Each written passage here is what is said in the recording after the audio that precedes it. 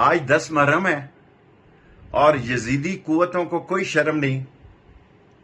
انہوں نے 4 گاڑیوں کے ساتھ میرے اسلام آباد کے گھر میں ریڈ کیا ہے اور لال حویلی میں سفید کپڑوں کی ایک پوری پلٹون بھیجی ہے.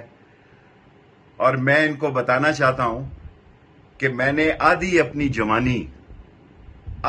جوانی جیل میں کاٹی ہے اور آوارہ کلاشن کوفوں میں 7 سال قید ہوئی ہے. میں جیل سے گھبرانے والا نہیں ہوں. جیل میری سسرال ہے اور ہتکڑی میری زیور ہے اور موت میری محبوبہ ہے. میں مقابلے سے بھاگنے والا نہیں ہوں. میں منی لانڈر نہیں ہوں. میں کوئی سامراج کا ایجنٹ نہیں ہوں. میں پاکستان کی عظمت کا اور پاکستان کی ترقی کا سپاہی ہوں. میں ہر قیمت پر پاکستان کی عظمت، پاکستان کے اصول اور عمران خان کی دوستی نبھاؤں گا. جیل آپ لوگوں کو ڈرا سکتی ہے. بھگوڑو جو سعودی عرب بھاگتے ہو،